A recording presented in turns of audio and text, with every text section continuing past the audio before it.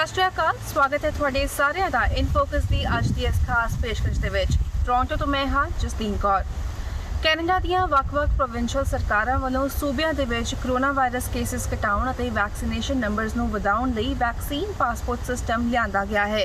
ਪਰ ਕਿੰਨਾ ਅਸਰਦਾਰ ਹੋਏਗਾ ਇਹ ਸਿਸਟਮ, ਇਸ ਸੰਬੰਧੀ ਗੱਲਬਾਤ ਕਰਦੇ ਹਾਂ ਵਿਲੀਅਮ ਔਸਟਰ ਹੈਲਥ ਸਿਸਟਮ ਦੇ emergency physician doctor Gurjeet Singh Bajwa ji ਦੇ ਨਾਲ। ਸਤਿ ਸ਼੍ਰੀ ਅਕਾਲ doctor Bajwa, once again welcome to PTC Punjabi. ਸਤਿ ਸ਼੍ਰੀ ਅਕਾਲ Jasleen ji, thank you. Dr. Bajwa, as we know, Canada ਇਸ ਵੇਲੇ COVID-19 ਦੀ 4th ਵੇਵ ਦਾ ਸਾਹਮਣਾ ਕਰ ਰਿਹਾ ਹੈ ਐਂਡ ਕੇਸਿਸ ਦੇ ਨਾਲ ਨਜਿੱਠਣ ਲਈ ਸ਼ਾਇਦ ਵੱਖ-ਵੱਖ ਪ੍ਰੋਵਿੰਸਸ ਵੱਲੋਂ ਵੈਕਸੀਨ ਪਾਸਪੋਰਟ ਸਿਸਟਮ ਲਿਆਂਦਾ ਗਿਆ ਹੈ। But what do you think, what is the main objective of this vaccine passport? ਦੇਖੋ ਜਸਲੀਨ ਜੀ, ਇਸ ਤਰ੍ਹਾਂ ਮੈਂ ਥੋੜੀ ਐਕਸਪਲੇਨ ਕਰਨਾ। ਵੈਕਸੀਨ ਪਾਸਪੋਰਟ ਹੈ ਕੀ ਚੀਜ਼ ਹੈ? ਇੱਕ ਸਿਰਫ ਇਹ ਨਾ ਪ੍ਰੂਫ ਆਫ ਵੈਕਸੀਨੇਸ਼ਨ ਵਰਤਿਆ ਜਾ ਰਿਹਾ ਤੁਹਾਨੂੰ ਐਜ਼ ਅ ਪਾਸਪੋਰਟ ਮਤਲਬ ਜੇ ਤੁਸੀਂ ਇਹ ਚੀਜ਼ ਦਿਖਾਓਗੇ ਤੇ ਤੁਹਾਡੀ ਸਰਟਨ ਥਾਵਾਂ ਤੇ ਤੁਸੀਂ ਐਕਸੈਸ ਕਰ ਸਕਦੇ ਹੋ। ਸੋ ਇਹ ਸਿਰਫ ਇੱਕ ਸਬੂਤ ਦੇ ਤੌਰ ਤੇ ਵਰਤਿਆ ਜਾ ਰਿਹਾ। ਸੋ ਓਵਰਆਲ ਇਹਨਾਂ ਨੇ ਫੋਰ ਐਗਜ਼ਾਮਪਲ ਜੇ ਮੈਂ ਓਨਟਾਰੀਓ ਦੀ ਐਗਜ਼ਾਮਪਲ ਦੇ ਸਕਦਾ, ਇਹਨਾਂ ਨੇ ਓਨਟਾਰੀਓ ਦੇ ਵਿੱਚ ਜਿਨ੍ਹਾਂ ਲੋਕਾਂ ਨੇ ਟੀਕੇ ਲਵਾਉਣੇ ਸੀ ਬੜੀ ਤੇਜ਼ੀ ਨਾਲ ਉਹਨਾਂ ਨੇ ਲਵਾਏ ਆ ਤੇ ਪਹਿਲੇ 2 ਕਰੋੜ ਟੀਕੇ ਇੰਨੀ ਤੇਜ਼ੀ ਨਾਲ ਲੱਗ ਗਏ ਸੀਗੇ। ਉਸ ਤੋਂ ਬਾਅਦ ਇੱਕਦਮ ਹੀ ਲੋਕਾਂ ਨੇ ਬ੍ਰੇਕਸ ਲਾਤੀਆਂ ਇੱਥੇ ਤੇ ਉਸ ਤੋਂ ਬਾਅਦ ਕਿਉਂਕਿ ਉਸ ਤੋਂ ਬਾਅਦ ਫਿਰ ਓਨਟਾਰੀਓ ਗਵਰਨਮੈਂਟ ਨੇ ਇਹ ਆਖਿਆ ਸੀਗਾ ਕਿ ਅਸੀਂ ਇਹ ਨਵਾਂ ਵੈਕਸੀਨ ਪਾਸਪੋਰਟ ਇੰਟਰੋਡਿਊਸ ਕਰ ਰਹੇ ਹਾਂ ਤੇ ਉਸ ਤੋਂ ਬਾਅਦ ਫਿਰ ਇੱਕ ਵਾਰੀ ਦੁਬਾਰਾ ਵੈਕਸੀਨਸ ਲੋਕ ਲਵਾਉਣ ਲੱਗ ਪਏ ਸੀਗੇ। ਸੋ ਇਸ ਕਰਕੇ ਗਵਰਨਮੈਂਟ ਨੇ ਇਸ ਤਰੀਕੇ ਨਾਲ ਇਹਨੂੰ ਇੰਟਰੋਡਿਊਸ ਕੀਤਾ ਐਜ਼ ਐਨ ਇਨਸੈਂਟਿਵ, ਲੋਕਾਂ ਨੂੰ ਇਨਸੈਂਟਿਵ ਦੇਣ ਵਾਸਤੇ ਕਿ ਤੁਸੀਂ ਹਲੇ ਅਸੀਂ ਉਸ ਜਗ੍ਹਾ ਤੇ ਪਹੁੰਚੇ ਨਹੀਂ ਹੈਗੇ ਜਿੱਥੇ ਆਪਾਂ ਨੂੰ ਪਹੁੰਚਣਾ ਚਾਹੀਦਾ ਵੈਕਸੀਨਸ ਵਾਸਤੇ, ਤੇ ਤਾਂ ਕਰਕੇ ਇਹਨਾਂ ਨੇ ਇੰਟਰੋਡਿਊਸ ਕੀਤਾ ਵੈਕਸੀਨ ਪਾਸਪੋਰਟ ਸਿਸਟਮ। ਜੇ ਤੁਸੀਂ ਇਹ ਵੈਕਸੀਨ ਲਵਾਈ ਹੋਵੇ, ਫੁੱਲੀ ਵੈਕਸੀਨੇਟਡ ਹੋਵੋ, ਤੁਸੀਂ restaurants, bars, sporting events, music events, concerts ਵਗੈਰਾ ਤੇ ਤੁਸੀਂ ਜਾ ਸਕਦੇ ਹੋ। ਜੇ ਤੁਸੀਂ ਟੀਕੇ ਨਹੀਂ ਲਵਾਏ ਤੇ ਤੁਸੀਂ ਨਹੀਂ ਲਵਾ ਸਕਦੇ, ਜਾ ਸਕਦੇ ਹੋ ਉਹੋ ਜਿਹੇ ਥਾਵਾਂ ਤੇ। ਸੋ ਤਾਂ ਕਰਕੇ ਗਵਰਨਮੈਂਟ ਨੂੰ ਇਹ ਵੈਕਸੀਨ ਪਾਸਪੋਰਟ ਸਿਸਟਮ ਇੰਟਰੋਡਿਊਸ ਕਰਨਾ ਪਿਆ ਲੋਕਾਂ ਦੀ ਰੇਟਸ ਵਧਾਉਣ ਵਾਸਤੇ, ਕਿਉਂਕਿ ਕਾਫੀ ਲੋਕਾਂ ਨੇ ਟਿਕ ਗਈ ਸੀ ਉੱਥੇ ਵੈਕਸੀਨੇਸ਼ਨ ਰੇਟ ਤੇ ਹਜੇ ਤੱਕ ਜਿੱਥੇ ਤੱਕ ਆਪਾਂ ਨੂੰ ਪਹੁੰਚਣਾ ਚਾਹੀਦਾ ਰਫਲੀ 90% ਦੇ ਨੇੜੇ ਉਹ ਉੱਥੇ ਪਹੁੰਚਾਉਣ ਵਾਸਤੇ ਇਹ ਸਿਸਟਮ ਇਹਨਾਂ ਨੇ ਇੰਟਰੋਡਿਊਸ ਕੀਤਾ ਹੈ। ਜੀ ਡਾਕਟਰ ਬਾਜਵਾ, ਜਦੋਂ ਅਸੀਂ ਪਿਛਲੇ ਦਿਨਾਂ ਦੌਰਾਨ ਦੇਖਿਆ, ਜਦੋਂ ਫੈਡਰਲ ਇਲੈਕਸ਼ਨ ਕੈਂਪੇਨ ਚੱਲ ਰਿਹਾ ਸੀਗਾ, ਕਾਫੀ ਸਾਰੇ ਐਂਟੀ ਵੈਕਸਰਸ ਸਾਹਮਣੇ ਆਏ, ਪਰ ਤੁਹਾਨੂੰ ਹੁਣ ਲੱਗਦਾ ਹੈ ਕਿ ਕਿਉਂਕਿ ਗਵਰਨਮੈਂਟ ਨੇ ਇਸ ਨੂੰ ਮੈਂਡੇਟਰੀ ਕਰ ਦਿੱਤਾ ਹੈ ਸੋ ਵੈਕਸੀਨ ਨੰਬਰਸ ਜਿਹੜੇ ਹੈਗੇ ਨੇ ਉਹ ਵਧਣਗੇ? ਬਿਲਕੁਲ ਵਧਣਗੇ ਤੇ ਵੱਧ ਵੀ ਰਹੇ ਨੇ, ਕਿਉਂਕਿ ਲੋਕਾਂ ਨੇ ਇੰਪਲੋਇਰਸ ਨੇ, ਗਵਰਨਮੈਂਟ ਨੇ ਇਸ ਤਰ੍ਹਾਂ ਮੈਂਡੇਟ ਨਹੀਂ ਕੀਤਾ ਹੈਗਾ, ਇੰਪਲੋਇਰਸ ਨੇ ਮੈਂਡੇਟ ਕੀਤਾ। ਫੋਰ ਐਗਜ਼ਾਮਪਲ ਮੇਰੇ ਆਪਣੇ ਹਸਪੀਟਲ ਦੀ ਮੈਂ ਤੁਹਾਨੂੰ ਦੱਸ ਦਿੰਦਾ, ਆਪਣੇ ਹਸਪੀਟਲ ਤੇ ਦੂਜੇ ਹਸਪੀਟਲਸ ਵਾਲਿਆਂ ਨੇ ਆਖਿਆ ਕਿ ਜੇ ਤੁਸੀਂ ਟੀਕਾ ਲਵਾਇਆ ਹੋਵੇ ਤੇ ਤਾਂ ਤੁਸੀਂ ਕੰਮ ਤੇ ਆ ਸਕਦੇ ਹੋ, ਤੇ ਜੇ ਤੁਸੀਂ ਟੀਕਾ ਨਹੀਂ ਲਵਾਇਆ ਤੇ ਜਾਂ ਕੰਮ ਤੇ ਆ ਨਹੀਂ ਸਕਦੇ ਜਾਂ ਤੁਸੀਂ ਅਸੀਂ ਤੁਹਾਨੂੰ ਛੁੱਟੀ ਦੇ ਦੇਣੀ ਹੈ। ਸੋ ਇਸ ਕਰਕੇ ਗਵਰਨਮੈਂਟ ਨੇ ਇੰਪਲੋਇਰਸ ਨੂੰ ਇਹ ਹੱਕ ਦੇਤਾ ਹੋਇਆ ਕਿ ਤੁਸੀਂ ਇਹ ਚੀਜ਼ ਇੰਟਰੋਡਿਊਸ ਕਰ ਸਕਦੇ ਹੋ, ਕਿਉਂਕਿ ਤੁਹਾਨੂੰ ਪਤਾ ਹੀ ਹੈ ਜੇ ਤੁਸੀਂ ਹਸਪੀਟਲ 'ਚ ਜਾ ਰਹੇ ਹੋ ਤੇ ਤੁਸੀਂ ਆਪਣਾ ਇਲਾਜ ਕਰਾਉਣ ਜਾ ਰਹੇ ਹੋ, ਨਾ ਕਿ ਬਿਮਾਰ ਹੋਣ ਜਾ ਰਹੇ ਹੋ। ਸੋ ਇਸ ਕਰਕੇ ਤੁਹਾਡੀ ਐਕਸਪੈਕਟੇਸ਼ਨ ਇਹ ਹੈ ਕਿ ਜਿਹੜਾ ਬੰਦਾ ਮੈਨੂੰ ਕੇਅਰ ਪ੍ਰੋਵਾਈਡ ਕਰ ਰਿਹਾ ਉਹ ਆਪ ਬਿਮਾਰ ਨਾ ਹੋਵੇ। ਸੋ ਇਸ ਕਰਕੇ health care workers is one example ਜਿਹਦੇ ਵਿੱਚ ਇਹਨਾਂ ਨੇ ਮੈਂਡੇਟ ਕਰਤਾ ਤੁਹਾਨੂੰ ਟੀਕਾ ਲਵਾਉਣਾ ਹੀ ਪਏਗਾ, ਅਦਰਵਾਈਜ਼ ਤੁਸੀਂ ਕੰਮ ਤੇ ਨਹੀਂ ਆ ਸਕਦੇ। ਇਸ ਤਰੀਕੇ ਨਾਲ ਇਹਨਾਂ ਨੇ ਮੈਂਡੇਟੋਰੀ ਕਰ ਦਿੱਤਾ ਹੋਇਆ ਹੈ। ਜੀ, ਜੇ ਅਸੀਂ ਕੈਨੇਡਾ ਦੀ ਫਿਗਰਸ ਦੇਖੀਏ ਤੇ ਕੈਨੇਡਾ ਦੇ ਵਿੱਚ 80% ਦੇ ਕਰੀਬ ਜਿਹੜੇ ਲੋਕੀ ਨੇ ਉਹ ਵੈਕਸੀਨੇਟਡ ਹਨ and G7 countries the list ਦੇ ਵਿੱਚ Canada is the only country ਜਿੱਥੇ ਵੈਕਸੀਨੇਸ਼ਨ ਰੇਟ ਜਿਹੜਾ ਹੈਗਾ ਉਹ ਸਭ ਤੋਂ ਜ਼ਿਆਦਾ ਹੈ, ਪਰ ਹਲੇ ਵੀ ਲੋਕੀ ਹੈਗੇ ਨੇ ਜਿਹੜੇ ਵੈਕਸੀਨੇਸ਼ਨ ਦੇ ਅਗੇਂਸਟ ਨੇ। ਸੋ ਤੁਹਾਨੂੰ ਲੱਗਦਾ ਹੈ ਕਿਤੇ ਨਾ ਕਿਤੇ ਜਿਹੜੇ ਹੈਲਥ ਆਫੀਸ਼ੀਅਲਸ ਹੈਗੇ ਨੇ ਜਾਂ ਗਵਰਨਮੈਂਟ ਆਫੀਸ਼ੀਅਲਸ ਨੇ ਉਹ ਕੈਨੇਡੀਅਨਸ ਨੂੰ, ਲੋਕਾਂ ਨੂੰ ਵੈਕਸੀਨ ਸੰਬੰਧੀ ਐਜੂਕੇਟ ਕਰਨ ਲਈ ਕਿਤੇ ਨਾ ਕਿਤੇ ਅਸਫਲ ਰਹੇ ਨੇ, ਨਾਕਾਮਯਾਬ ਰਹੇ ਨੇ? ਜਸਲੀਨ, ਪਹਿਲੀ ਤਾਂ ਗੱਲ ਇਹ ਹੈ ਕਿ ਕੈਨੇਡੀਅਨਸ ਨੂੰ ਮੈਂ ਵਧਾਈ ਵੀ ਦਿੰਦਾ। ਮੈਂ ਬਹੁਤ ਖੁਸ਼ ਹਾਂ ਜਿਹੜੇ ਮੇਰੇ ਫੈਲੋ ਕੈਨੇਡੀਅਨਸ ਨੇ ਆਖੇ ਲੱਗ ਕੇ ਸਹੀ ਕੰਮ ਕੀਤਾ ਹੈ ਆਪਣੇ ਆਪ ਨੂੰ ਠੀਕ ਰੱਖਣ ਵਾਸਤੇ ਤੇ ਆਪਣੀ ਕਮਿਊਨਿਟੀ ਨੂੰ ਰਿਸਪੌਂਸਿਬਿਲਿਟੀ ਲਈ ਹੈ, ਕਿਉਂਕਿ ਇਹ ਰਿਸਪੌਂਸਿਬਿਲਿਟੀ ਇਹ ਨਹੀਂ ਹੈਗਾ ਕਿ ਸਿਰਫ ਮੈਂ ਨਹੀਂ ਬਿਮਾਰ ਹੋ ਰਿਹਾ, ਦੂਜਿਆਂ ਨੂੰ ਵੀ ਮੈਂ ਬਿਮਾਰ ਨਹੀਂ ਕਰਨਾ। ਇਹ ਬੜੀ ਅੱਛੇ ਤਰੀਕੇ ਨਾਲ ਫੈਲੋ ਕੈਨੇਡੀਅਨਸ ਨੇ ਰਿਸਪੌਂਸਿਬਿਲਿਟੀ ਲਈ ਹੈ ਤੇ ਬਾਕੀ ਸਾਰੀ ਦੁਨੀਆ ਦੇ ਦੇਸ਼ਾਂ ਨਾਲੋਂ ਅੱਗੇ ਲੰਘ ਰਹੇ ਹੈ। ਸੋ ਬਹੁਤ ਵਧੀਆ ਚੀਜ਼ ਕੀਤੀ ਹੈ, ਪਰ ਇਹ ਕਹਿੰਦਿਆਂ ਹੋਇਆਂ ਕੁਝ ਸਮਾਲ ਪਰਸੈਂਟੇਜ ਹੈਗੀ ਹੈ, ਰਫਲੀ ਮੇ ਬੀ 5 ਤੋਂ 10% ਜਿਹੜੇ ਲੋਕ ਕਹਿੰਦੇ ਹੈ ਕਿ ਤੁਸੀਂ ਮੇਰੇ ਟੀਕਾ ਨਹੀਂ ਲਾਉਣਾ, ਜੋ ਮਰਜ਼ੀ ਕਰ ਲਓ, ਮੈਂ ਟੀਕਾ ਨਹੀਂ ਲਵਾਉਣਾ। ਸੋ ਇਸ ਕਰਕੇ ਮੈਂ ਗਵਰਨਮੈਂਟ ਨੂੰ ਇਸ ਚੀਜ਼ ਤੇ ਕਹਿ ਨਹੀਂ ਸਕਦਾ ਕਿ ਇਹਨਾਂ ਨੇ ਇਸ ਚੀਜ਼ ਤੇ ਸਫਲ ਨਹੀਂ ਹੋਏ। ਇਹ ਕੁਝ ਲੋਕ ਇਹੋ ਜਿਹੇ ਹੈ ਜਿਹੜੇ ਕਾਫੀ ਇਸ ਚੀਜ਼ ਦੀ ਅਗੇਂਸਟ ਨੇ ਤੇ ਉਹਨਾਂ ਨੇ ਨਹੀਂ ਲਵਾਉਣਾ। ਸੋ ਇਸ ਕਰਕੇ ਗਵਰਨਮੈਂਟ ਆਪਣੇ ਵੱਲੋਂ ਇੱਕ ਤਾਂ ਪ੍ਰੇਰਨਾ ਦੇ ਸਕਦੀ ਹੈ, ਉਹ ਦਿੱਤੀ ਹੈ ਇਹਨਾਂ ਨੇ।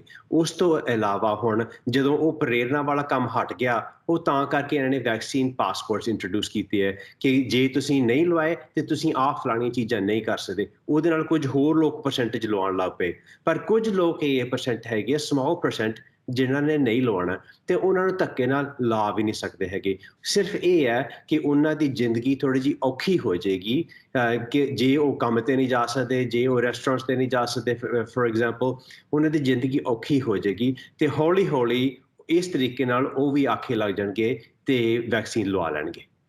ਜੀ, ਓਨਟਾਰੀਓ ਦੀ ਜੇ ਅਸੀਂ ਗੱਲ ਕਰੀਏ ਤੇ ਓਨਟਾਰੀਓ ਦੇ ਵਿੱਚ ਵੈਕਸੀਨ ਪਾਸਪੋਰਟ ਸਿਸਟਮ ਕਾਫੀ ਲੇਟ ਇੰਟਰੋਡਿਊਸ ਕੀਤਾ ਗਿਆ ਹੈ ਔਰ ਹੁਣ ਜਦੋਂ ਲਾਂਚ ਵੀ ਹੋਇਆ ਹੈ ਤੇ ਰੀਸੈਂਟਲੀ ਲਾਂਚ ਕੀਤਾ ਗਿਆ ਹੈ, ਜਦਕਿ ਬਾਕੀ ਪ੍ਰੋਵਿੰਸਸ ਨੇ ਪਹਿਲਾਂ ਕਰ ਦਿੱਤਾ ਸੀ। ਔਰ ਇਨਫੈਕਟ ਪ੍ਰੀਮੀਅਰ ਡਕਫੋਰਡ ਨੇ ਇਹ ਵੀ ਕਿਹਾ ਹੈ ਕਿ ਉਹ ਵੈਕਸੀਨ ਪਾਸਪੋਰਟ ਸਿਸਟਮ ਨਹੀਂ ਲਿਆਉਣਾ ਚਾਹੁੰਦੇ ਸਨ, ਪਰ ਸਿਚੁਏਸ਼ਨ ਨੂੰ ਦੇਖ ਕੇ ਉਹਨਾਂ ਨੂੰ ਇੰਟਰੋਡਿਊਸ ਕਰਨਾ ਪਿਆ ਹੈ and this is a temporary measure. ਤੁਹਾਨੂੰ ਲੱਗਦਾ ਹੈ ਕਿ this temporary measure is okay and what do you think ਕਿ ਜਿਹੜਾ ਵੈਕਸੀਨ ਪਾਸਪੋਰਟ ਓਨਟਾਰੀਓ ਦੇ ਵਿੱਚ ਲਾਗੂ ਕੀਤਾ ਗਿਆ ਹੈ ਉਹ ਕਦੋਂ ਤੱਕ ਲਾਗੂ ਹੋਣਾ ਚਾਹੀਦਾ ਹੈ? ਜਸਨੀ ਜੀ, ਜਿਵੇਂ ਤੁਸੀਂ ਆਲਰੇਡੀ ਕਿਹਾ ਹੋਇਆ ਕਿ ਓਨਟਾਰੀਓ ਵਾਸ ਲੇਟ, ਇਸ ਚੀਜ਼ ਦਾ ਥੋੜਾ ਜਿਹਾ ਦੁੱਖ ਲੱਗਦਾ ਹੈ ਕਿ ਜਦੋਂ ਹੈਲਥ ਕੇਅਰ ਦੇ ਪਾਲਿਸੀ ਦੇ ਅੱਗੇ ਜਦੋਂ ਪੋਲਿਟਿਕਸ ਅੱਗੇ ਆ ਜਾਂਦੀ ਹੈ ਨਾ, ਉਸ ਚੀਜ਼ ਦਾ ਦੁੱਖ ਲੱਗਦਾ ਹੈਗਾ ਕਿ ਇਹਨਾਂ ਨੇ ਲੇਟ ਕਿਉਂ ਕੀਤੀ, ਇਹਨਾਂ ਨੇ ਸਾਇੰਟਿਸਟ ਦੀ ਆਖੇ ਕਿਉਂ ਨਹੀਂ ਲੱਗੇ। ਪਰ ਸ਼ੁਕਰ ਕਰਦੇ ਹਾਂ ਇਵੈਂਚੁਅਲੀ ਆਖੇ ਲੱਗ ਗਏ ਆ। ਪਰ ਹਾਂ, ਇਹ ਗੱਲ ਜ਼ਰੂਰ ਕਹਿਣੀ ਪਏਗੀ ਕਿ ਹੈਗੀ ਇਹ ਟੈਂਪਰੇਰੀ ਹੈ। ਟੈਂਪਰੇਰੀ ਇਸ ਤਰ੍ਹਾਂ ਤੁਹਾਨੂੰ ਐਗਜ਼ਾਮਪਲ ਦੇ ਸਕਦਾ, ਇਜ਼ਰਾਈਲ ਨੇ ਵਿੱਚ ਤਾਂ ਕਾਫੀ ਸਪਰਿੰਗ ਦੇ ਵਿੱਚ ਇੰਟਰੋਡਿਊਸ ਕਰਤਾ ਸੀਗਾ ਇਹਨਾਂ ਨੇ ਵੈਕਸੀਨ ਪਾਸਪੋਰਟ, ਤੇ ਜੂਨ ਦੇ ਵਿੱਚ ਉਹਨਾਂ ਨੇ ਹਟਾ ਵੀ ਦਿੱਤਾ ਸੀਗਾ ਕਿਉਂਕਿ ਇਸ ਲੈਵਲ ਤੱਕ ਵੈਕਸੀਨੇਸ਼ਨਸ ਪਹੁੰਚ ਗਏ ਹੋਏ ਸੀਗੇ ਕਿ ਉਹਨਾਂ ਨੂੰ ਦੁਬਾਰਾ ਉਸ ਚੀਜ਼ ਦੀ ਮੈਂਡੇਟਰੀ ਕਰਨਾ ਹੀ ਨਹੀਂ ਪਿਆ। ਸੋ ਇਸ ਕਰਕੇ ਕੁਝ ਮਹੀਨਿਆਂ ਵਾਸਤੇ ਇਜ਼ਰਾਈਲ ਨੇ ਕੀਤਾ ਸੀਗਾ ਤੇ ਕੁਝ ਮਹੀਨਿਆਂ ਵਾਸਤੇ ਹੋ ਸਕਦਾ ਕਿ ਇੱਥੇ ਕੈਨੇਡਾ ਦੇ ਵਿੱਚ ਕਰਨਾ ਪੈ ਜਾਏਗਾ। ਜਦੋਂ ਤੱਕ ਅਸੀਂ ਤਕਰੀਬਨ 90% ਤੱਕ ਨਹੀਂ ਪਹੁੰਚਦੇ ਹੈਗੇ, ਉਹਨੇ ਦੇਰ ਵਾਸਤੇ ਵੈਕਸੀਨ ਪਾਸਪੋਰਟਸ ਵਗੈਰਾ ਕਰਨੇ ਪੈਣਗੇ ਤੇ ਹੋਪਫੁਲੀ ਮੈਨੂੰ ਲੱਗਦਾ ਵੀ ਹੈ, ਉਮੀਦ ਵੀ ਹੈ ਪੂਰੀ, ਕਿ ਇਹ ਪਾਸਪੋਰਟ ਵਾਲਾ ਸਿਸਟਮ ਸਿਰਫ ਟੈਂਪਰੇਰੀ ਹੀ ਹੋਏਗਾ।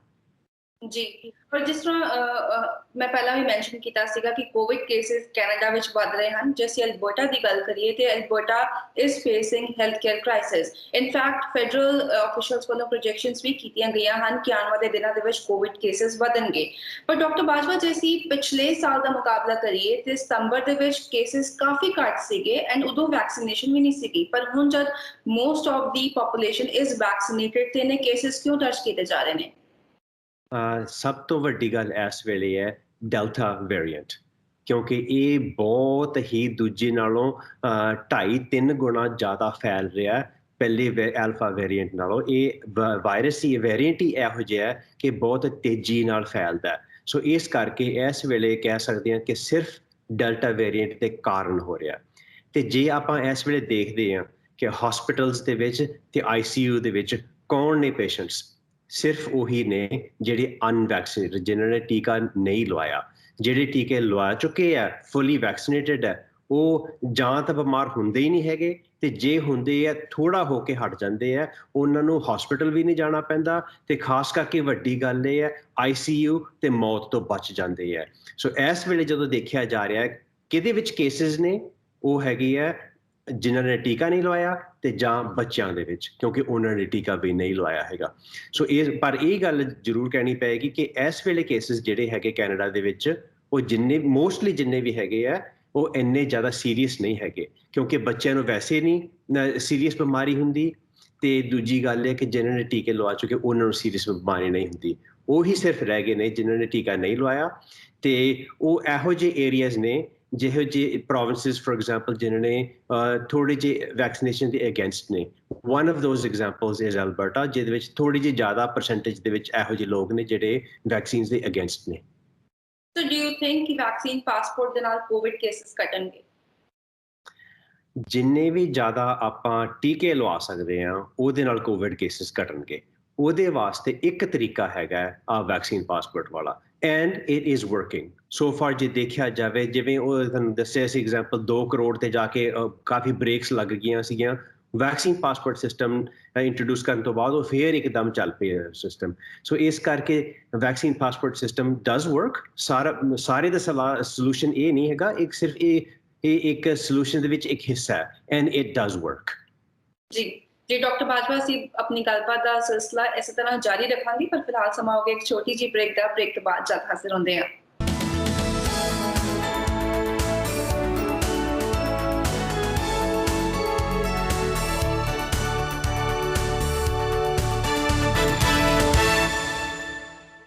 ਬ੍ਰੇਕ ਤੋਂ ਬਾਅਦ ਤੁਹਾਡੇ ਸਾਰਿਆਂ ਦਾ ਸਵਾਗਤ ਹੈ। ਸਾਡੀ ਗੱਲਬਾਤ ਚੱਲ ਰਹੀ ਹੈ ਵਿਲੀਅਮ ਔਕਸਲਰ ਹੈਲਥ ਸਿਸਟਮ ਤੋਂ emergency physician doctor Gurjeet Singh Bajwa ji ਦੇ ਨਾਲ। ਡਾਕਟਰ ਬਾਜਵਾ, ਜਿਸ ਤਰ੍ਹਾਂ ਅਸੀਂ COVID-19 ਦੀ ਗੱਲ ਕਰ ਰਹੇ ਹੈਗੇ ਆ, ਸੋ ਰੀਸੈਂਟਲੀ ਅਸੀਂ ਦੇਖੀਏ ਤੇ ਇਸ ਵੇਲੇ ਜਿਹੜੇ ਸੀਨੀਅਰਸ ਨੇ ਔਰ ਕੁਝ ਜਿਹੜੇ ਲੋ ਇਮਿਊਨਿਟੀ ਸਿਸਟਮ ਦੇ ਨਾਲ ਜਿਹੜੇ ਲੋਕੀ ਹੈਗੇ ਨੇ, ਉਹਨਾਂ ਨੂੰ ਵੈਕਸੀਨੇਸ਼ਨ ਦੀ 3rd ਡੋਜ਼ ਦਿੱਤੀ ਜਾ ਰਹੀ ਹੈ। But looking at the mutation of the virus, ਤੁਹਾਨੂੰ ਲੱਗਦਾ ਹੈ ਕਿ 4th ਡੋਜ਼ ਦੀ ਵੀ ਲੋੜ ਪਏਗੀ? ਇਸ ਵੇਲੇ ਸਿਰਫ ਜਿਹੜੀ 3rd ਡੋਜ਼ ਵਾਲੀ ਗੱਲ ਚਰਚਾ ਜਿਹੜੀ ਚੱਲ ਰਹੀ ਹੈ ਉਹ ਇਸ ਕਰਕੇ ਹੈ ਕਿਉਂਕਿ ਪਤਾ ਚੱਲ ਰਿਹਾ ਕਿ after a certain amount of time, ਹੋ ਸਕਦਾ ਕਿ ਕੁਝ ਮਹੀਨਿਆਂ ਬਾਅਦ ਜਾਂ ਸਾਲ ਬਾਅਦ, ਇਸ ਕੋਵਿਡ ਵੈਕਸੀਨ ਦੀ ਇਮਿਊਨਿਟੀ ਹੌਲੀ ਹੌਲੀ ਥੋੜ੍ਹੀ ਜਿਹੀ ਘਟਦੀ ਜਾ ਰਹੀ ਹੈ। ਸੋ ਇਸ ਕਰਕੇ 3rd ਡੋਜ਼ ਜਾਂ ਫੋਰ ਐਗਜ਼ਾਮਪਲ ਬੂਸਟਰ ਡੋਜ਼ ਜਿਹਨੂੰ ਕਹਿੰਦੀ ਹੈ, ਉਹਦੀ ਲੋੜ ਪੈ ਰਹੀ ਹੈ। USA ਵਾਲਿਆਂ ਨੇ ਆਲਰੇਡੀ ਇੰਟਰੋਡਿਊਸ ਕਰ ਲਿਆ ਹੋਇਆ। ਇਜ਼ਰਾਈਲ ਦੇ ਵਿੱਚ ਉਹ ਕਹਿੰਦੇ ਐਨੀਬਾਡੀ ਅਬਵ 30 ਤੁਸੀਂ 3rd ਡੋਜ਼ ਆਪਣਾ ਲਵਾ ਸਕਦੇ ਆ, ਬੂਸਟਰ ਡੋਜ਼ ਲਵਾ ਸਕਦੇ ਆ, ਤੁਹਾਡੀ ਇਮਿਊਨਿਟੀ ਵਧੇਗੀ। ਇਹਦੇ 'ਚ ਹਾਂ ਜ਼ਰੂਰ ਗੱਲ ਇਹ ਕਹਿਣੀ ਪਏਗੀ ਕਿ ਹਾਂ ਇਮਿਊਨਿਟੀ ਵੱਧਦੀ ਹੈ, ਪਰ ਕੈਨੇਡਾ ਵਾਲੇ ਹਲੇ ਇਸ ਕਰਕੇ ਕਹਿ ਰਹੇ ਆ ਕਿ ਅਸੀਂ ਸਿਰਫ ਕੁਝ ਲੋਕਾਂ ਨੂੰ 3rd ਡੋਜ਼ ਲਵਾਵਾਂਗੇ ਜਿਨ੍ਹਾਂ ਦੀ ਇਮਿਊਨਿਟੀ ਘੱਟ ਹੈ, ਜਿਹਨੇ ਕੈਂਸਰ ਵਾਲੇ ਪੇਸ਼ੈਂਟ ਨੇ, ਜਿਨ੍ਹਾਂ ਨੇ ਟ੍ਰਾਂਸਪਲਾਂਟ ਕਰਾਇਆ, ਉਹਨਾਂ ਦੀ ਇਮਿਊਨਿਟੀ ਉਹ ਥੋੜ੍ਹੇ ਜ਼ਿਆਦਾ ਐਟ ਰਿਸਕ ਹੈ ਮੌਤ ਤੋਂ। ਸੋ ਇਸ ਕਰਕੇ ਸਿਰਫ ਉਹਨਾਂ ਦੀ ਹੀ ਲਵਾਵਾਂਗੇ ਅਸੀਂ। ਸਾਰੇ ਬਾਕੀ ਦੇ ਇਹਨਾਂ ਨੇ ਪੋਪੂਲੇਸ਼ਨ ਦੇ ਵਿੱਚ ਇਹਨਾਂ ਨੇ ਇੰਟਰੋਡਿਊਸ ਨਹੀਂ ਕੀਤਾ ਕਿਉਂਕਿ ਹਲੇ ਦੇਖ ਰਹੇ ਹੈ ਕਿ ਵਾਕਿਆ ਇਹ 3rd ਬੂਸਟਰ ਦੀ ਲੋੜ ਹੈ ਜਾਂ ਨਹੀਂ ਹੈ। ਕਿਉਂਕਿ ਆਲਰੇਡੀ ਸਾਡੇ ਕੋਲ ਸਬੂਤ ਹੈਗੀ ਹੈ ਕਿ ਜਿਹੜੇ ਲੋਕਾਂ ਨੇ 2 ਡੋਜ਼ ਲਵਾ ਲਏ ਹੋਏ ਆ ਉਹ ਆਲਰੇਡੀ ਮੌਤ ਤੋਂ ਬਚ ਰਹੇ ਆ, ICU ਤੋਂ ਬਚ ਰਹੇ ਆ, ਹਸਪੀਟਲਾਈਜੇਸ਼ਨ ਤੋਂ ਬਚ ਰਹੇ ਆ। ਤੇ ਦੂਜੀ ਗੱਲ ਇਹ ਹੈ ਕਿ ਇਹ ਡੈਲਟਾ ਵੇਰੀਐਂਟ ਇਹ ਡਿਫਰੈਂਟ ਹੈ, ਉਹਦੇ ਵਾਸਤੇ ਇੱਕ ਬੂਸਟਰ ਡੋਜ਼ ਆਲਰੇਡੀ ਤਿਆਰ ਹੋ ਰਿਹਾ ਹੈ। ਐਸਟਰਾਜ਼ੈਨੇਕਾ ਆਪਣੇ ਫਾਈਜ਼ਰ ਵਾਲੇ ਤੇ ਮੋਡਰਨਾ ਵਾਲੇ ਆਲਰੇਡੀ ਉਸ ਵੇਰੀਐਂਟ ਵਾਸਤੇ ਬੂਸਟਰ ਡੋਜ਼ ਤਿਆਰ ਕਰ ਰਹੇ ਨੇ, ਪਰ ਉਹਨੂੰ ਹਲੇ ਟਾਈਮ ਲੱਗਣਾ, ਕਈ ਮਹੀਨੇ ਲੱਗ ਜਾਣੇ ਹਲੇ ਉਹ ਬੂਸਟਰ ਡੋਜ਼ ਨੂੰ ਤਿਆਰ ਕਰਦੇ ਆ, ਫਿਰ ਉਹਦੇ ਟਰਾਇਲਸ ਕਰਦੇ ਆ ਕਿ ਉਹ ਇਫੈਕਟਿਵ ਹੈ ਜਾਂ ਨਹੀਂ। ਸੋ ਇਸ ਕਰਕੇ ਕੈਨੇਡਾ ਇਸ ਵੇਲੇ ਦੇਖ ਰਿਹਾ ਕਿ ਅਸੀਂ ਉਸ ਵੇਰੀਐਂਟ ਵਾਲੇ ਬੂਸਟਰ ਸ਼ਾਟ ਨੂੰ ਉਡੀਕੀਏ ਕਿ ਤੀਜੇ ਨੂੰ ਹੁਣੇ ਲਾ ਲਈਏ। ਸੋ ਇਸ ਕਰਕੇ ਉਹ ਕੈਨੇਡਾ ਵਾਲੇ ਉਡੀਕ ਰਹੇ ਕਿ ਬਾਕੀ ਦੁਨੀਆ ਵਾਲੇ ਦੇ ਵਿੱਚ ਕੀ ਡੇਟਾ ਆ ਰਿਹਾ। ਸੋ ਇਸ ਕਰਕੇ ਕੈਨੇਡਾ ਵਾਲਿਆਂ ਨੇ ਹਲੇ ਪਾਲਿਸੀ ਨਹੀਂ ਇੰਟਰੋਡਿਊਸ ਕੀਤੀ ਸਾਰਿਆਂ ਵਾਸਤੇ। ਜੀ, ਜਿਸ ਤਰ੍ਹਾਂ ਤੁਸੀਂ ਬੂਸਟਰ ਡੋਜ਼ ਦੀ ਗੱਲ ਕੀਤੀ ਹੈ ਫॉर ਡੈਲਟਾ ਵੇਰੀਐਂਟ, ਕੀ ਅਸੀਂ ਕਹਿ ਸਕਦੇ ਹਾਂ ਕਿ ਹੁਣ ਆਉਣ ਵਾਲੇ ਕੁਝ ਸਾਲਾਂ ਦੇ ਵਿੱਚ ਸ਼ਾਇਦ ਇਹ ਜਿਹੜੀ ਵੈਕਸੀਨ ਡੋਜ਼ ਹੈਗੀ COVID-19 ਦੀ, ਇਹ ਇੱਕ ਰੈਗੂਲਰ ਡੋਜ਼ ਹੋਏਗੀ, ਹਰ ਸਾਲ ਲੋਕਾਂ ਨੂੰ ਲਵਾਉਣੀ ਹੋਏਗੀ ਫਲੂ ਕਰਕੇ? ਉਮੀਦ ਇਸ ਤਰ੍ਹਾਂ ਹੈ ਕਿ ਲੱਗ ਰਿਹਾ ਕਿ ਇਹ ਚੀਜ਼ ਲਵਾਉਣੀ ਪਏਗੀ ਰੈਗੂਲਰਲੀ। ਹੋ ਸਕਦਾ 6 ਮਹੀਨਿਆਂ ਬਾਅਦ, ਹੋ ਸਕਦਾ 12 ਮਹੀਨਿਆਂ ਬਾਅਦ, ਹੋ ਸਕਦਾ 18 ਮਹੀਨਿਆਂ ਬਾਅਦ। ਉਹ ਹਲੇ ਜਿਹੜੀ ਫ੍ਰੀਕੁਐਂਸੀ ਦੀ ਸਾਨੂੰ ਪਤਾ ਨਹੀਂ ਲੱਗਿਆ ਹੈਗਾ ਕਿਉਂਕਿ 2 ਕਾਰਨ ਹੈ। ਇੱਕ ਤਾਂ ਇਮਿਊਨਿਟੀ ਤੁਹਾਡੀ ਹੌਲੀ ਹੌਲੀ ਘਟਦੀ ਜਾਂਦੀ ਹੈ, ਦੂਜੀ ਗੱਲ ਇਹ ਹੈ ਕਿ ਵੇਰੀਐਂਟਸ ਨਵੇਂ ਆ ਰਹੇ ਹੈ ਤੇ ਜਿਉਂ-ਜਿਉਂ ਵੇਰੀਐਂਟਸ ਨਵੇਂ ਆਉਣਗੇ ਤੇ ਉਹ ਵੇਰੀਐਂਟਸ ਵਾਸਤੇ ਇੱਕ ਨਵਾਂ ਟੀਕਾ ਤਿਆਰ ਕਰਨਾ ਪਏਗਾ। ਸੋ ਇਸ ਕਰਕੇ ਦੀ ਆਨਸਰ ਟੂ ਯੂਰ ਕੁਐਸਚਨਸ, ਹਾਂ ਲੱਗਦਾ ਹੈ ਕਿ ਇਹ ਚੀਜ਼ ਰੈਗੂਲਰ ਬਣ ਜਾਏਗੀ ਆਪਣੀ ਦੁਨੀਆ ਦੇ ਵਿੱਚ ਜਿੰਨਾ ਚਿਰ ਇਹ ਕੋਵਿਡ ਅਰਾਊਂਡ ਹੈਗਾ, ਤੇ ਲੱਗਦਾ ਹੈ ਕਿ ਕਾਫੀ ਸਾਲਾਂ ਵਾਸਤੇ ਤੇ ਹੋ ਸਕਦਾ ਫੋਰਐਵਰ ਵਾਸਤੇ ਇਹ ਚੀਜ਼ ਬਣ ਗਈ ਹੋਈ ਹੈ ਆਪਣੀ ਲਾਈਫ ਦੇ ਵਿੱਚ। ਹੁਣ ਸਿਰਫ ਇਹ ਕਿਹਾ ਜਾ ਰਿਹਾ ਕਿ ਵੇਰੀਐਂਟਸ ਨੂੰ ਘਟਾਉਣ ਵਾਸਤੇ ਆਪਾਂ ਸਾਰੀ ਦੁਨੀਆ ਨੂੰ ਵੈਕਸੀਨੇਟ ਕਰਨਾ ਪਏਗਾ ਤਕਰੀਬਨ 70-80% ਦੇ ਰੇਟ ਤੇ ਤਾਂ ਕਰਕੇ ਵੇਰੀਐਂਟਸ ਉਦੋਂ ਘਟਣਗੇ। ਤੇ ਤਾਂ ਕਰਕੇ ਹੁਣ ਇਸ ਵੇਲੇ ਰੌਲਾ ਪਿਆ ਹੋਇਆ ਸਾਰੀ ਦੁਨੀਆ ਦੇ ਵਿੱਚ, ਜਿਹੜੇ ਰਿਚ ਦੇਸ਼ ਨੇ ਜਿਨ੍ਹਾਂ ਕੋਲ ਪੈਸਾ ਹੈਗਾ ਉਹ ਆਲਰੇਡੀ 3rd ਡੋਜ਼ ਲਵਾਈ ਜਾ ਰਹੇ ਹੈ, ਫੋਰ ਐਗਜ਼ਾਮਪਲ USA, ਇਜ਼ਰਾਈਲ ਤੇ ਆਲਰੇਡੀ ਚੌਥੇ ਵਾਸਤੇ ਵੀ ਤਿਆਰੀ ਕਰਨੀ ਸ਼ੁਰੂ ਕਰਤੀ ਹੋਈ ਹੈ ਤੇ ਜਿਹੜੇ ਗਰੀਬ ਦੇਸ਼ ਨੇ ਉਹ ਵਿਚਾਰੇ ਰੋ ਰਹੇ ਆ। ਉਹ ਕਹੇ ਤੁਸੀਂ ਤਾਂ ਦੋ ਤੇ ਛੱਡ ਕੇ ਤੀਜਾ ਵੀ ਲਵਾਉਣ ਨੂੰ ਫਿਰਦੇ ਤਾਂ ਸਾਨੂੰ ਤਾਂ ਹਲੇ ਪਹਿਲਾ ਡੋਜ਼ ਵੀ ਨਹੀਂ ਲੱਗਿਆ ਹੈਗਾ। ਸੋ ਇਸ ਕਰਕੇ ਵਰਲਡ ਹੈਲਥ ਆਰਗੇਨਾਈਜੇਸ਼ਨ ਵਾਲੇ ਕਾਫੀ ਜ਼ੋਰ ਪਾ ਰਹੇ ਹੈ ਰਿਚ ਦੇਸ਼ਾਂ ਦੇ ਉੱਪਰ ਕਿ ਤੁਸੀਂ ਸਿਰਫ ਆਪਣਾ ਨਾ ਸੋਚੋ, ਬਾਕੀ ਸਾਰੀ ਦੁਨੀਆ ਦਾ ਸੋਚੋ। ਉੱਥੇ ਵੀ ਲੋੜ ਹੈਗੀ ਹੈ ਟੀਕੇ ਲਵਾਉਣ ਦੀ, ਉੱਥੇ ਵੀ ਵਿਚਾਰੇ ਲੋਕ ਮਰ ਰਹੇ ਹੈ। ਜੇ ਤੁਸੀਂ ਉਹਨਾਂ ਬਾਰੇ ਨਹੀਂ ਸੋਚਣਾ ਤਾਂ ਘੱਟੋ ਘੱਟ ਆਪਣੇ ਬਾਰੇ ਹੀ ਸੋਚ ਲਓ ਕਿ ਤੁਹਾਨੂੰ ਆਪ ਨੂੰ ਹੀ ਨੁਕਸਾਨ ਹੈ ਕਿ ਜਿੰਨੇ ਹੋਰ ਵੇਰੀਐਂਟ ਆਉਣਗੇ ਤੁਹਾਨੂੰ ਹੀ ਨੁਕਸਾਨ ਹੋਏਗਾ। ਸੋ ਉਹ ਵੇਰੀਐਂਟ ਨੂੰ ਘਟਾਉਣ ਵਾਸਤੇ ਵਰਲਡ ਹੈਲਥ ਆਰਗੇਨਾਈਜੇਸ਼ਨ ਵਾਲੇ ਕਾਫੀ ਜ਼ੋਰ ਪਾ ਰਹੇ ਹੈ ਕਿ ਸਾਰੀ ਦੁਨੀਆ ਨੂੰ ਛੇਤੀ ਤੋਂ ਛੇਤੀ ਵੈਕਸੀਨੇਟ ਕਰੋ। ਜੀ ਜੀ ਐਬਸੋਲੂਟਲੀ ਡਾਕਟਰ ਬਾਜਵਾ। ਔਰ ਅਸੀਂ ਪੈਂਡੈਮਿਕ ਦੌਰਾਨ ਇਹ ਵੀ ਦੇਖਿਆ ਕਿ ਜਿਹੜੇ ਮੈਂਟਲ ਹੈਲਥ ਕ੍ਰਾਈਸਿਸ ਨੇ ਉਹ ਵੀ ਇਨਕਰੀਜ਼ ਹੋਏ ਨੇ। ਰੀਸੈਂਟਲੀ ਜਿਹੜੀ ਓਨਟਾਰੀਓ ਦੀ ਹੈਲਥ ਮਿਨਿਸਟਰ ਹੈ ਕ੍ਰਿਸਟੀਨ ਈਲੇਟ, ਉਹਨਾਂ ਨੇ ਕਿਹਾ ਕਿ ਕੋਵਿਡ ਕ੍ਰਾਈਸਿਸ ਤੋਂ ਬਾਅਦ ਓਨਟਾਰੀਓ ਸ਼ਾਇਦ mental health and addiction crisis ਦਾ ਸਾਹਮਣਾ ਕਰ ਸਕਦਾ ਹੈ। ਹਾਲਾਂਕਿ ਓਨਟਾਰੀਓ ਸਰਕਾਰ ਨੇ ਇਸ ਲਈ ਪਹਿਲਾਂ ਵੀ ਫੰਡਿੰਗ ਦਾ ਐਲਾਨ ਕੀਤਾ, ਹੁਣ ਵੀ ਫੰਡਿੰਗ ਦਾ ਐਲਾਨ ਕੀਤਾ, ਪਰ ਤੁਹਾਡਾ ਐਕਸਪੀਰੀਅੰਸ ਕੀ ਕਹਿੰਦਾ ਹੈ ਕਿ ਕੀ ਕਾਰਨ ਹੈਗਾ mental health crisis the and ਸਰਕਾਰ ਨੂੰ ਫੰਡਿੰਗ ਤੋਂ ਇਲਾਵਾ ਕਿਸ ਉੱਤੇ ਕੰਮ ਕਰਨ ਦੀ ਲੋੜ ਹੈਗੀ ਹੈ? ਫੰਡਿੰਗ ਤਾਂ ਬਿਲਕੁਲ ਜ਼ਰੂਰੀ ਹੈ। ਫੰਡਿੰਗ ਤੋਂ ਬਿਨਾਂ ਮੈਂਟਲ ਹੈਲਥ ਦੀ ਇਲਾਜ ਨਹੀਂ ਹੋ ਸਕੇਗਾ ਕਿਉਂਕਿ ਉਹਦੇ ਵਾਸਤੇ ਤੁਹਾਨੂੰ ਹੈਲਥ ਕੇਅਰ ਵਰਕਰਸ ਚਾਹੀਦੇ ਹੈ, ਡਾਕਟਰਸ ਚਾਹੀਦੇ, ਨਰਸਿਸ ਚਾਹੀਦੇ, ਸੋਸ਼ਲ ਵਰਕਰਸ ਚਾਹੀਦੀ ਹੈ ਉਹਨਾਂ ਮਰੀਜ਼ਾਂ ਦੇ ਨਾਲ ਇੰਟਰੈਕਟ ਕਰਨ ਵਾਸਤੇ, ਉਹਨਾਂ ਦੀ ਬਿਮਾਰੀ ਦੂਰ ਕਰਨ ਵਾਸਤੇ। ਤੇ ਹੋ ਕਿਉਂ ਰਿਹਾ? ਕਈ ਕਾਰਨ ਨੇ। ਇੱਕ ਤਾਂ ਇਹ ਚੀਜ਼ ਬੋਝ ਪੈ ਗਿਆ ਹੋਇਆ ਆਪਣੇ ਦਿਮਾਗ ਤੇ ਹੈਲਥ ਬਾਰੇ। ਆਪਣੇ ਲੋਕ ਸੋਚਦੇ ਹੈ ਕਿ ਅੱਛਾ ਬਿਮਾਰ ਨਾ ਹੋ ਜਾਂ ਤੇ ਆਪਣੇ ਫੈਮਿਲੀ ਨੂੰ ਬਚਾ ਕੇ ਰੱਖਣਾ ਕਿਵੇਂ, ਉਹ ਚੀਜ਼ ਦਾ ਬੋਝ ਹੈ। ਦੂਜੀ ਗੱਲ ਇਹ ਹੈ ਕਿ ਇਕਨੋਮਿਕ ਬੋਝ ਕਿੰਨਾ ਹੈ। ਜਿਨ੍ਹਾਂ ਲੋਕਾਂ ਦੀ ਜੌਬ ਛੁੱਟ ਗਈ ਹੋਈ ਹੈ ਜਾਂ ਉਹ ਕੰਮ ਤੇ ਨਹੀਂ ਜਾ ਸਕਦੇ ਜਾਂ ਉਹ ਬਿਮਾਰੀ ਕਰਕੇ ਉਹਨਾਂ ਦੀ ਜੌਬ ਛੁੱਟ ਗਈ ਹੋਈ ਹੈ, ਫਾਈਨੈਂਸ਼ੀਅਲ ਇਕਨੋਮਿਕ ਬਰਡਨ ਇੰਨਾ ਜ਼ਿਆਦਾ ਹੋ ਗਿਆ। ਇਹ ਦੋ ਵੱਡੇ ਕਾਰਨ ਨੇ ਜਿਹਦੇ ਕਰਕੇ ਮੈਂਟਲ ਬੋਝ ਇੰਨਾ ਪੈ ਗਿਆ ਹੋਇਆ ਕਿ ਮੈਂਟਲ ਹੈਲਥ ਬਹੁਤ ਅੱਗੇ ਨਾਲੋਂ ਵੱਧ ਗਈ ਹੋਈ ਹੈ। ਸੋ ਇਸ ਕਰਕੇ ਇੱਕ ਤਾਂ ਕੋਵਿਡ ਵਾਲਾ ਕ੍ਰਾਈਸਿਸ ਹੈ, ਦੂਜੇ ਕੋਵਿਡ ਵਾਲਾ ਜਿਹੜਾ ਲੌਂਗ ਕੋਵਿਡ ਵਾਲਾ ਹਲੇ ਆਪਾਂ ਨੂੰ ਪੂਰੀ ਉਸ ਚੀਜ਼ ਦੀ ਜਾਣਕਾਰੀ ਨਹੀਂ ਹੈਗੀ। ਜਿਹੜੇ ਲੋਕ ਲੌਂਗ ਕੋਵਿਡ ਤੋਂ ਸਫਰ ਕਰ ਰਹੇ ਆ ਉਹ ਵੀ ਇੱਕ ਵੱਡਾ ਕ੍ਰਾਈਸਿਸ ਹੋਣਾ, ਫਿਰ ਮੈਂਟਲ ਹੈਲਥ ਦਾ ਵੀ ਕ੍ਰਾਈਸਿਸ ਹੋਣਾ। ਸੋ ਇਸ ਕਰਕੇ ਸਾਰੀਆਂ ਚੀਜ਼ਾਂ ਨੂੰ ਪ੍ਰਿਪੇਅਰ ਕਰਨ ਵਾਸਤੇ ਸਰਕਾਰਾਂ ਇਸ ਵੇਲੇ ਫੰਡਿੰਗ ਕਰ ਵੀ ਰਹੀਆਂ ਤੇ ਜ਼ਿਆਦਾ ਉਹਨਾਂ ਨੂੰ ਕਰਨ ਦੀ ਲੋੜ ਵੀ ਪਏਗੀ ਕਿਉਂਕਿ ਇਹ ਕ੍ਰਾਈਸਿਸ ਵੀ ਅੱਗੇ ਆਉਣਗੇ ਤੇ ਆ ਵੀ ਰਹੇ ਆ ਇਸ ਵੇਲੇ। ਸਕੂਲਸ ਦੀ ਗੱਲ ਕਰੀਏ ਤੇ ਰੀਸੈਂਟਲੀ ਕੈਨੇਡਾ ਦੇ ਵਿੱਚ ਸਕੂਲਸ ਖੁੱਲੇ ਨੇ ਔਰ ਕਈ ਪ੍ਰੋਵਿੰਸਸ ਦੇ ਸਕੂਲਸ ਦੇ ਵਿੱਚ ਆਊਟਬ੍ਰੇਕਸ ਵੀ ਡਿਕਲੇਅਰ ਕੀਤੇ ਜਾ ਚੁੱਕੇ ਨੇ। So what do you want to say to those parents ਜਿਨ੍ਹਾਂ ਦੇ ਬੱਚੇ ਇਸ ਵੇਲੇ ਸਕੂਲ ਜਾ ਰਹੇ ਨੇ but they are not eligible for vaccine?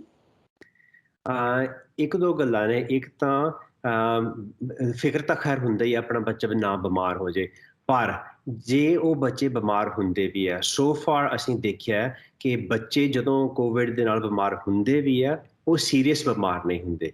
ਥੋੜਾ ਬਿਮਾਰ ਹੋ ਕੇ ਜਿਵੇਂ ਫਲੂ ਹੁੰਦਾ ਉਹੋ ਜਿਹਾ ਬਿਮਾਰ ਹੋ ਕੇ ਉਹ ਹਟ ਜਾਂਦੇ ਹੈ। ਉਹਨਾਂ ਤੇ ਇੰਨਾ ਜ਼ਿਆਦਾ ਅਸਰ ਨਹੀਂ ਪੈ ਰਿਹਾ।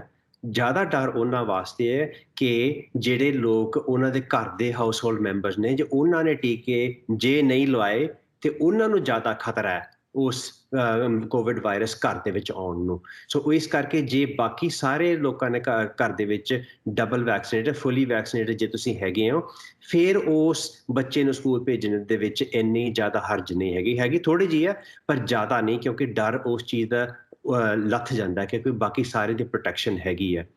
ਦੂਜੀ ਗੱਲ ਇਹ ਹੈ ਕਹਿਣਾ ਚਾਹੁੰਦਾ ਕਿ ਪੇਰੈਂਟਸ ਨੂੰ ਕਿ ਉਹ ਵੀ ਸਟੱਡੀ ਆ ਰਹੀ ਹੈ ਆਲਰੇਡੀ, ਉਹ ਸਟੱਡੀ ਰਿਲੀਜ਼ ਵੀ ਹੋ ਗਈ ਹੈ ਕਿ ਫਾਈਜ਼ਰ ਦਾ ਟੀਕਾ 5 ਤੋਂ 11 ਸਾਲ ਦੇ ਬੱਚਿਆਂ ਵਾਸਤੇ ਬਿਲਕੁਲ ਸੇਫ ਵੀ ਹੈ ਤੇ ਇਫੈਕਟਿਵ ਵੀ ਹੈ, ਅਸਰ ਕਰਦਾ ਹੈ। ਸੋ ਇਸ ਕਰਕੇ ਉਹ ਵਾਲੀ ਜੇ ਸਟੱਡੀ ਪਬਲਿਸ਼ ਹੋ ਗਈ ਹੋਈ ਹੈ ਤੇ ਉਹਦੇ ਜਿਹੜੇ ਟੀਕਿਆਂ ਦਾ ਜਿਹੜਾ ਲਾਗੂ ਹੋਣਾ ਉਹ ਵੀ ਆਉਣ ਵਾਲਾ ਹੀ ਹੈ। ਕੁਝ ਮਹੀਨਿਆਂ ਦੇ ਵਿੱਚ ਮੈਨੂੰ ਉਮੀਦ ਹੈ ਕਿ ਕੈਨੇਡਾ ਦੇ ਵਿੱਚ ਇਹਨਾਂ ਨੇ ਅਪਰੂਵ ਕਰ ਦੇਣਾ 5 ਤੋਂ 11 ਸਾਲ ਵਾਲੇ ਬੱਚਿਆਂ ਵਾਸਤੇ। ਰਹਿ ਗਏ ਫਿਰ 5 ਸਾਲ ਤੋਂ ਘੱਟ, ਉਹ ਵੀ ਸਟੱਡੀ ਅਗਲੇ ਸਾਲ ਤੱਕ ਉਮੀਦ ਹੈ ਕਿ ਉਹ ਵੀ ਆ ਜਾਏਗੀ। ਜੀ ਜੀ। ਸੋ ਡਾਕਟਰ ਬਾਜਵਾ, ਜਦੋਂ ਤੱਕ ਇਹ ਸਟੱਡੀ ਕੰਪਲੀਟ ਨਹੀਂ ਹੁੰਦੀ, ਜਦੋਂ ਤੱਕ ਕੈਨੇਡਾ ਦੇ ਵਿੱਚ ਬੱਚਿਆਂ ਦੀ ਵੈਕਸੀਨੇਸ਼ਨ ਅਪਰੂਵ ਨਹੀਂ ਹੁੰਦੀ, so till then do you want to mention anything specific to the parents, what they should worry about and what they should not worry about when they send their kids to school? What not to worry is ਜੇ ਹੋ ਵੀ ਗਏ ਬਿਮਾਰ, ਸਖਤ ਬਿਮਾਰ ਨਹੀਂ ਹੋਣਗੇ। And what to worry about is ਬਾਕੀ ਦੇ ਘਰ ਦੇ ਵਿੱਚ if everybody ਸਾਰੇ ਦੇ ਸਾਰੇ adults ਤੇ ਉਹਨਾਂ ਤੋਂ ਵੱਡੇ ਬੱਚੇ ਜਿਹੜੇ ਜੇ ਸਾਰਿਆਂ ਨੂੰ ਟੀਕਾ ਲੱਗ ਚੁੱਕਿਆ ਫਿਰ ਇੰਨੀ ਖਾਸ ਵਰੀ ਕਰਨ ਵਾਲੀ ਗੱਲ ਨਹੀਂ ਕਿਉਂਕਿ ਬੱਚਾ ਵੀ ਬਹੁਤਾ ਸਖਤ ਬਿਮਾਰ ਨਹੀਂ ਹੋਏਗਾ ਤੇ ਜਿਹੜੇ ਬਾਕੀ ਘਰ ਦੇ ਉਹ ਵੀ ਸਖਤ ਬਿਮਾਰ ਨਹੀਂ ਹੋਣਗੇ ਬਿਮਾਰ ਹੋ ਸਕਦੇ ਆ ਪਰ ਬਹੁਤ ਘੱਟ ਮਾਤਰਾ ਤੇ ਬਿਮਾਰ ਹੋਣਗੇ ਸਖਤ ਬਿਮਾਰ ਨਹੀਂ ਹੋਣਗੇ ਜੀ ਡਾਕਟਰ ਬਾਜਵਾ ਬਹੁਤ-ਬਹੁਤ ਧੰਨਵਾਦ ਤੁਹਾਡਾ ਤੁਸੀਂ ਆਪਣਾ ਕੀਮਤੀ ਸਮਾਂ ਕੱਢ ਕੇ ਸਾਡੇ ਦਰਸ਼ਕਾਂ ਦੇ ਨਾਲ ਖਾਸ ਜਾਣਕਾਰੀ ਸਾਂਝੀ ਕੀਤੀ thank you so much it is always pleasure talking to you and please stay safe thank you Jasleen ji my pleasure ਸਤਿ ਸ਼੍ਰੀ ਅਕਾਲ ਸਤਿ ਸ਼੍ਰੀ ਅਕਾਲ ਸੋ ਇਹ ਸੀ ਸਾਡੀ ਖਾਸ ਗੱਲਬਾਤ ਵਿਲੀਅਮ ਹੌਸਲਰ ਹੈਲਥ ਸਿਸਟਮ ਦੇ emergency physician doctor Gurjeet Singh Bajwa ji ਦੇ ਨਾਲ ਜੇ ਤੁਹਾਡਾ ਕੋਈ ਸਵਾਲ ਹੈ ਜਾਂ ਫਿਰ ਆਪਣਾ ਕੋਈ ਵਿਚਾਰ ਤੁਸੀਂ ਸਾਡੇ ਨਾਲ ਸਾਂਝਾ ਕਰਨਾ ਚਾਹੁੰਦੇ ਹੋ ਤੇ ਸਾਨੂੰ ਜ਼ਰੂਰ ਲਿਖ ਕੇ ਭੇਜੋ feedback@pdcnetwork.com ਤੇ ਫਿਲਹਾਲ ਮੈਨੂੰ ਦਿਓ ਇਜਾਜ਼ਤ ਤੇ ਦੇਸ਼ ਦੁਨੀਆ ਦੀਆਂ ਖਬਰਾਂ ਲਈ ਤੁਸੀਂ ਬਣੇ ਰਹੋ PDC ਨਿਊਜ਼ ਦੇ ਨਾਲ